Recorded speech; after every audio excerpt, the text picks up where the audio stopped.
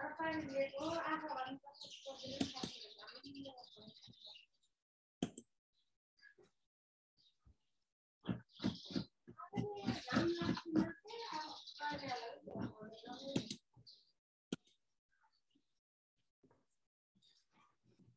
good morning.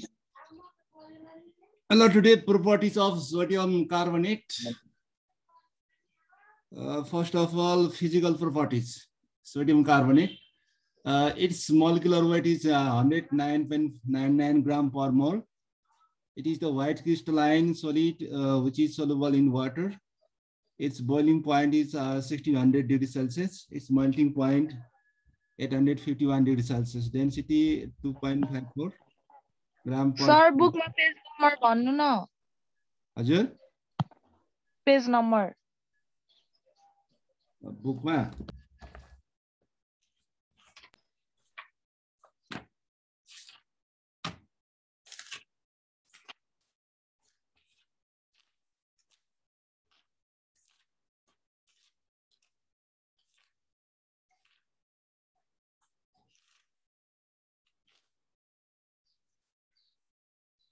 Page number 441.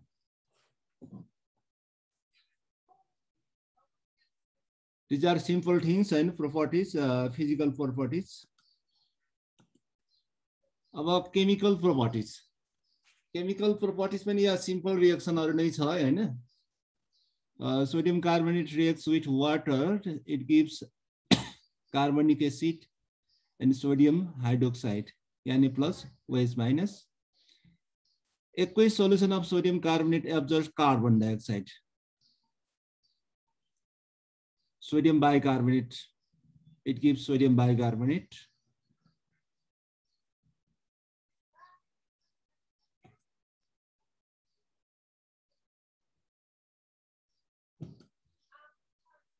Sodium carbonate reacts with acids. Like weak vegetable acids such as lime juice, lubricating carbon dioxide, etc.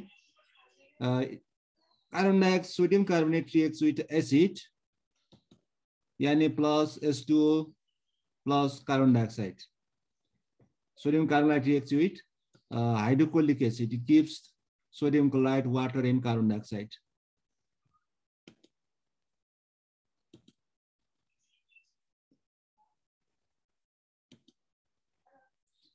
Action with sulfur dioxide.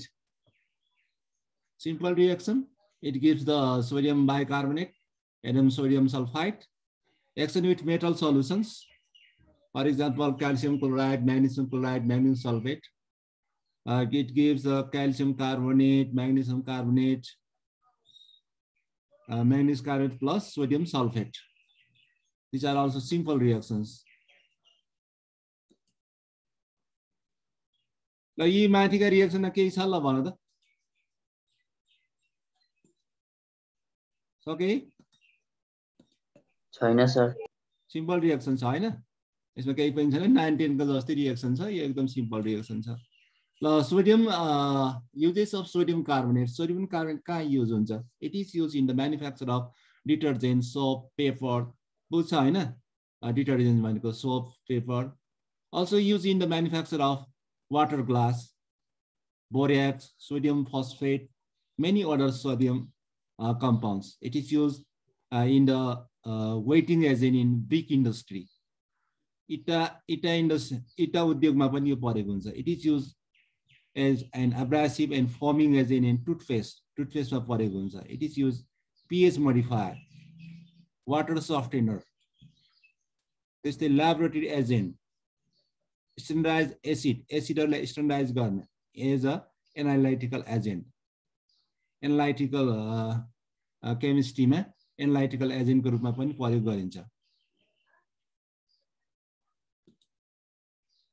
अब हामी गयौं alkaline earth metals. Alkaline earth metals भनेको group second A periodic table. Of the periodic table are the alkaline earth metals. Properties of alkaline earth metals. Alkaline earth metals, beryllium, magnesium, calcium, strontium, barium, radon, are the group of the chemical elements in the S block of periodic table with very similar properties. S block element ko हजुर Sodium is not extracted by pyrometallurgy किन? हजुर त्यो बुकको question number 2 छ है भेरिसटको। कहाँनिर छ? 442 मा। 442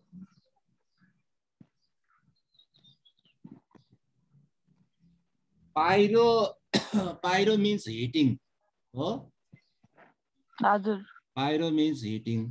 अब सोडियम मेटल को मेल्टिङ पोइन्ट नै एकदमै लोअर हुन्छ। अब हिट गर्यो भने त के हुने हो यो पग्लिने भयो त्यसकारण हामीले सक्दैनौँ।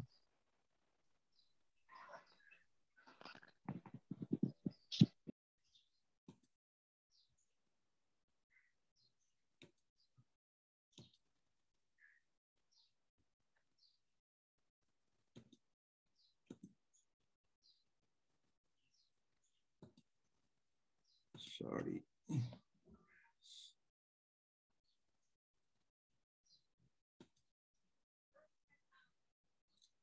Some properties of group second alkaline earth metals. They are shiny, silver, white. Some what reactive with metals and standard temperature and pressure. Readily lose their two outermost electron to form cations with +2 charge. Low densities, low melting points, and boiling points. यसको charge चाहिँ +2 हुन्छ। दुईवटा electron donate गर्न सक्छ यिनीहरूले। That's why हामीले यसको valency पनि के भन्छौँ? 2 भन्छौँ हैन? ल physical properties of alkaline earth metals down the column. यदि हामीले पेरियोडिक टेबलमा माथिबाट तलतिर जाने, कोलममा माथिबाट तल जाने हो भने nuclear charge increases. For example, first atom of the alkaline earth metal is the beryllium. Beryllium, then after magnesium, calcium. That is the increasing the atomic number. That is the nuclear charge. And new orbitals is added to each the alkaline earth atom. भनेको के हो भने, for example, magnesium बाट हामी कहाँ गयो? calcium मा गयो। calcium मा गयो भने के हो? Atomic number बढ्छ, nuclear charge बढ्छ। त्यो भनेको त्यहाँ न्यू अर्बिटलहरु पनि थपिँदै जान्छ। ल atomic and ionic radii. What is the atomic radii? बुझ्छ के हो एटमिक रेडी भनेको? Atomic radius. ल एटमिक रेडी भनेको के हो त? The distance between nucleus and outermost shell. अब आयन को केसमा आयनिक रेडी भयो। यो के हुन्छ भन्दा ionic and atomic radius increases down the column of the periodic table. Atomic र आयनिक रेडियस कोलममा यदि हामी गयो भने के हुन्छ? यो बढ्दै जान्छ।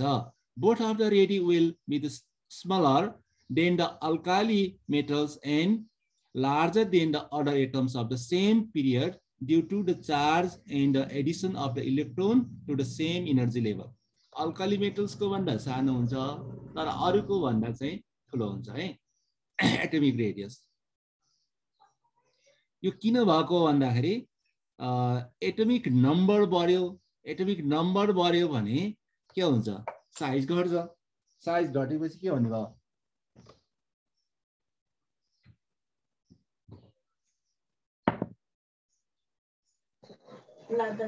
अब सेलहरु एउटै हुने भयो हैन? जस्तै बेरिलियम र उसमा हामीले क्याल्सियम हामीले कम्पेयर गर्छौं नि हामीले हैन? एटमिक नम्बर चाहिँ लगभग सेम छ तर सेलहरु चाहिँ एउटै छ भनेपछि एटमिक नम्बर बढ्यो भने के हुने हो? एउटै सेललाई same nuclear power large nuclear पावरले तान्यो भने के हुन्छ? साइज चाहिँ घट्छ। Alkaline earth metals can lose the both electrons, s electrons, and hence become the doubly positive cation. अघि पनि हामीले माथि भन्यौ यसले दुईटा इलेक्ट्रोन लुज गर्छ र यो डबली पोजिटिभ क्याटायन बन्छ। The cationic radius of radius is smaller than the neutral atom, still the ionic radii increases down the column. For example, यो अर्डरमा हुन्छ यसको एटमिक रेडियस र आयनिक रेडियस.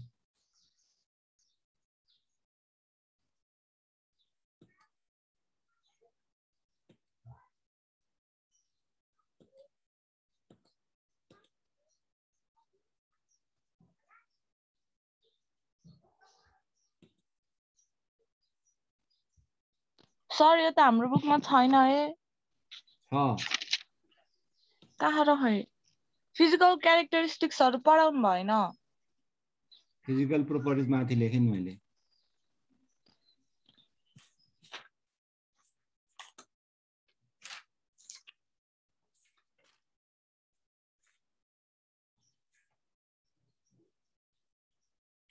पेज नम्बर 446 मा छ हेर. The alkaline earth metals are denser than alkali metals. Density बढी हुन्छ. यसको नि रिजन त्यही नै हो. Radii being the smaller, the volume of the atoms are also smaller in addition due to the presence of two valence electrons. Atoms have a stronger metallic bonding.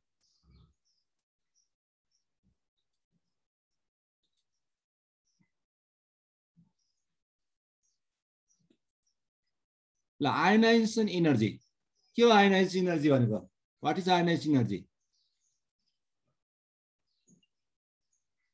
The energy required to release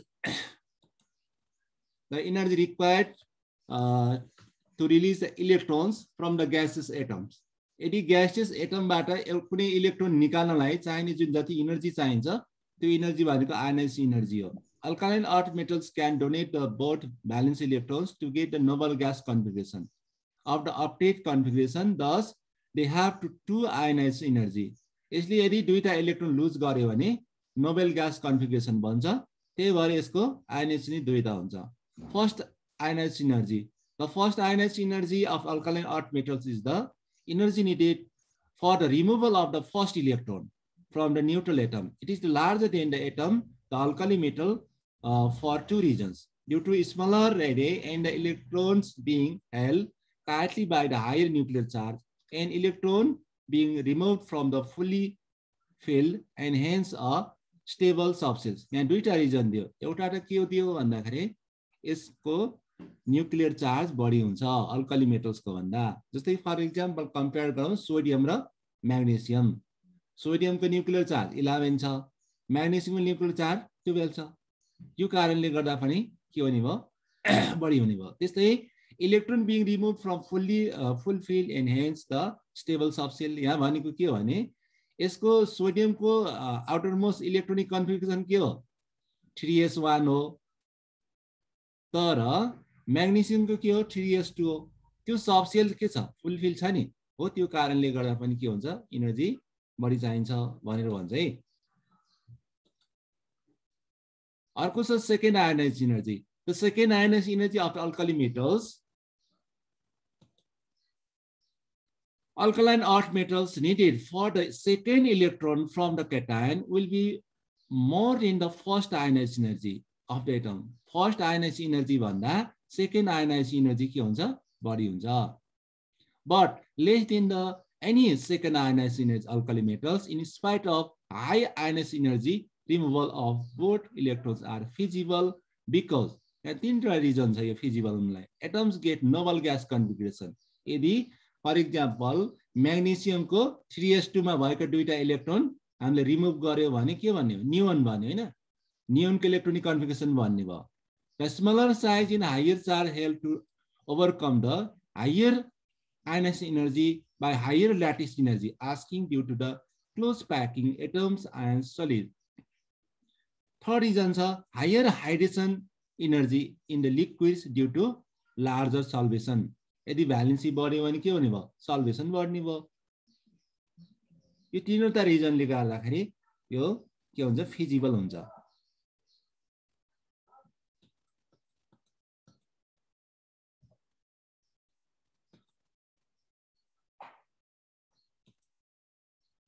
The subgroup 2 alkaline earth metals are all divalent electropositive metals, and exhibit a fixed oxidation state 2, ionized energy needed for the removal of valence electrons will be the highest for the small beryllium atom.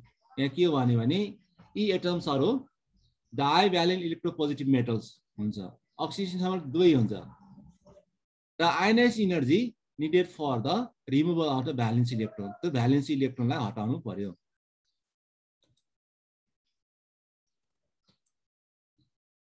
Now, with increasing the atomic size बढ्यो भने के हुन्छ? The valency electrons get shielded.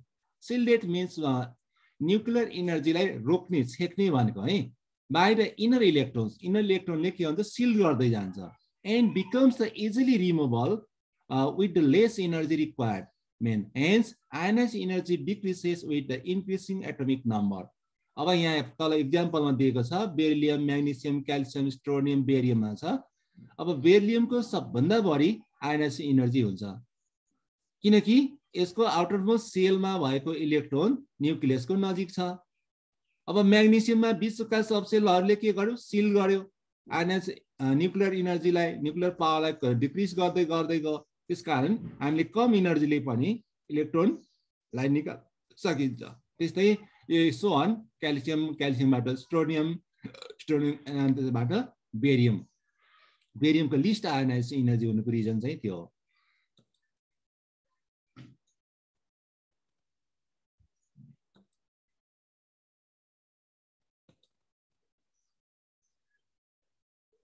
Why is solubility of alkaline earth metal decrease down the group भन्छ है यहाँ। The beryllium ion is the most soluble and the solubility decreases with increasing the size. So the beryllium ion is the least water soluble. Alkaline earth metals solubility in water is related to the ionic nature and size. Solubility केसँग related छ भन्दाखेरि ionic nature र त्यसको size सँग related छ। And that's why beryllium ion is the most soluble and the solubility decreases, increasing the atomic size. Atomic size बढ्दै गयो भने solubility के हुन्छ? घट्दै जान्छ। Smaller ions have the higher charge density and can be solvated by more water molecules. This releases a higher enthalpy of the hydration and makes the hydrated ions more stable. For example, यहाँ दिएको छ solubility of beryllium, त्यसपछि solubility of magnesium, त्यसपछि calcium, त्यसपछि strontium, त्यसपछि barium। यो के कारणले गर्दा? साइज को कारणले गर्दाखेरि यो solubility के हुन्छ? घट्दै गएको छ।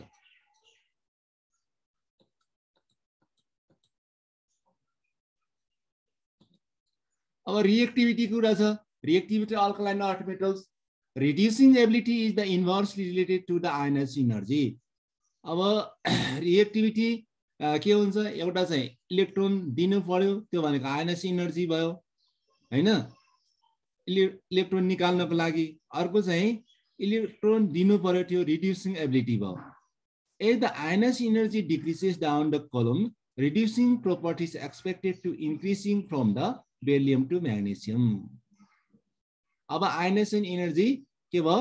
घट्दै गयो भने रिड्युसिङ प्रोपर्टिज के हुने भयो त? बढ्दै जाने भयो। त्यो भनेको के भन्दा सजिलै इलेक्ट्रोन दिन सक्ने भयो। आयनाइजेसन एनर्जी जसको कम छ उसले सजिलो गरेर इलेक्ट्रोन डोनेट गर्न सक्ने भयो। द्याट्स व्हाई रिड्युसिङ एबिलिटी चाहिँ बढ्दै जाने भयो। The reduction potential also increases from beryllium to barium, indicating the reducing capacities. But the alkali earth metals are weaker reducing agent than alkali metals. Alkaline earth metals are weaker reducing agent than alkali metals due to higher ionization energy. So ionization energy के हुन्छ? Alkali metals को भन्दा बढी हुन्छ, त्यसकारण के हुनु भयो? Weaker reducing agent. ल फ्लेम एन्ड कलरेसन छ। फ्लेम एन्ड कलरेसन बुझ्नको लागि हामीले ट्रान्जिसन मेटल बुझ्नु पर्छ। ट्रान्जिसन मेटल भनेको के हो? What is transition metals?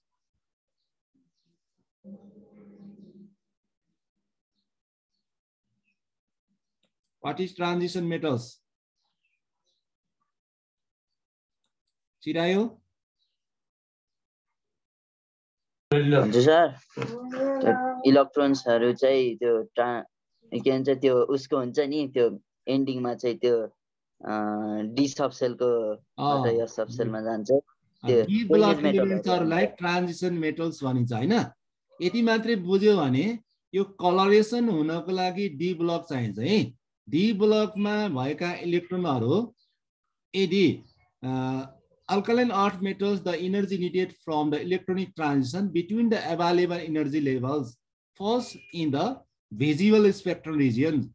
So on heating the oxide beryllium and magnesium and magnesium the d subcells produce a characteristic of color to the flame reflective of the emission or absorption of the spectrum and can be used their identification भन्छ है बुझ्यो त के त beryllium र magnesium बाहेकमा के छ D subshell छ हो यो डी सबसेलमा इलेक्ट्रोनिक ट्रान्जिसन हुन्छ डी सबसेलमा इलेक्ट्रोनिक ट्रान्जिसन हुँदाखेरि त्यसले के दिन्छ कलर दिन्छ कलर के कारणले दिन सक्छ इमिसन हुन सक्छ अब्जर्प्सन पनि हुन सक्छ त्यसरी फ्लेम अफ कलरेसन भएको फर एक्जाम्पल क्याल्सियम हामीले इटार प्राय रातो रातो देख्छौं हो त्यो के कारणले रहेछ त भन्दाखेरि यो क्याल्सियमको कारणले रहेछ यहाँ देखाउँछ स्टोनियम छ भने क्रिम्सन रेड हुन्छ रेड कलर बेरियम छ भने एप्पल ग्रीन छ हैन यो के कारणले रहेछ यी मेटल्सहरुको कारणले गर्दाखेरि त्यो भएको हामीले जनरली रातो रातो खालको हामीले इटाहरु देख्छौं हैन The melting and boiling points. Because of the smaller size and strong metallic bonding in closed pack structure, the melting and boiling points of the alkali earth metals are higher than the alkali metals. Among the alkaline earth metals, except the magnesium, then the melting and boiling points decreases regularly from the beryllium to barium.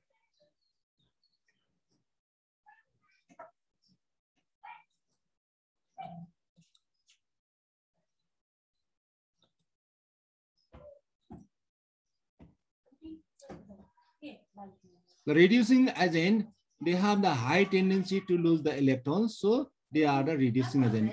The alkaline earth metals are reducing agent. They have the high tendency to lose the electrons, so they are reducing agent.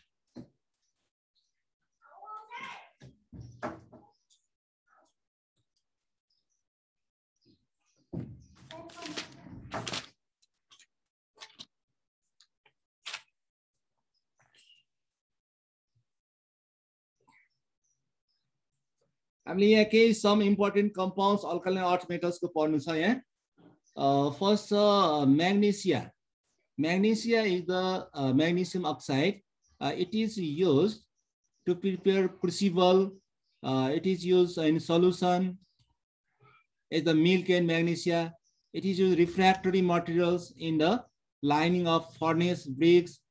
This the Epsom salt, the chemical formula Epsom salt.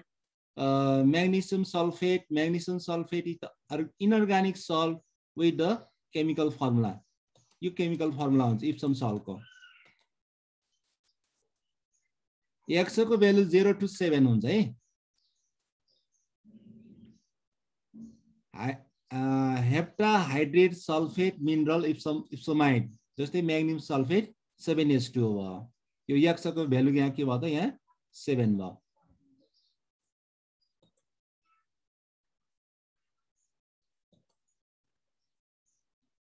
It is used positive in medicines, correct magnesium deficiency, anhydrous desiccator ma प्रयोग गरिन्छ.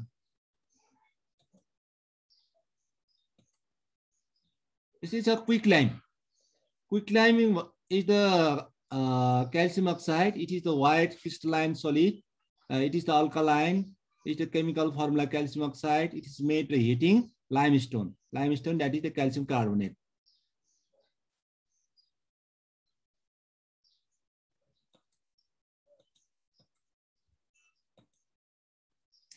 You can use uses of the quicklime, making the cement, mortar, concrete. This they decomposing the rotating bodies in mass graphs and reducing at the smell. You figure ko chitra meaning बुझ्यो यो चित्रबाटै बुझिन्छ यो। हजुर यदि sir smell आएको छ भने हैन त्यसलाई चाहिँ घटाउनको लागि के लगाइन्छ त क्विकलाइम राखिन्छ। अर्को नुन पनि हाल्छन् नि सर हजुर नुन पनि हाल्छन् नि के भन्नुभयो? नुन पनि हाल्छन् नि सर हो। टेबलको सट्टामा के हो सेम काम गर्छ दुईटैले हो। It is used the metallurgy as the flux to remove the gauze. यो अस्ति पनि हामीले भन्यो हैन। It is used as dehydrating agent. Quicklime is used to dry the ammonia gas. It is used as agriculture for neutralizing acidity of the soil.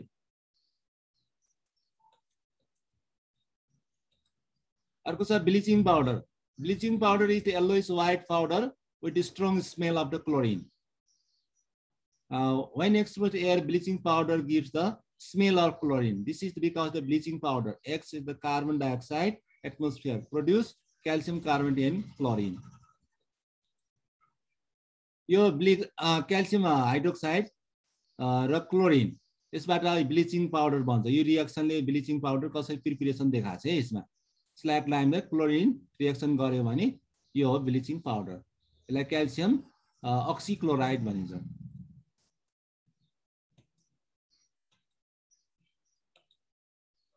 The bleaching powder कहाँ परेको हुन्छ? It is used the bleaching the cotton in the textiles industries, wood pulp, paper factories हैन, clothes, laundry बुझ्छ होला हैन मिनिङहरु। त्यस्तै oxidizing agent, many chemical industries and disinfectant of drinking waters, making the free of the germs.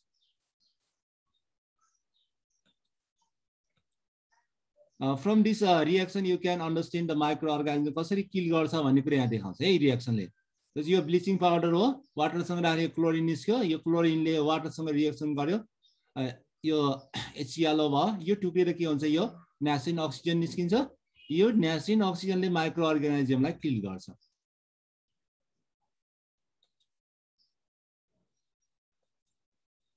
ल आजलाई यति गरौँ हुन्छ, टाइम पनि भयो हैन, अर्को पिरियड सुरु भइसक्यो। ल हुन्छ सर। ल यति गरौँ है ल। Thank you. ल थ्यांक यू क्लास। ल see you tomorrow. Okay sir, thank you. Thank you sir, bye bye.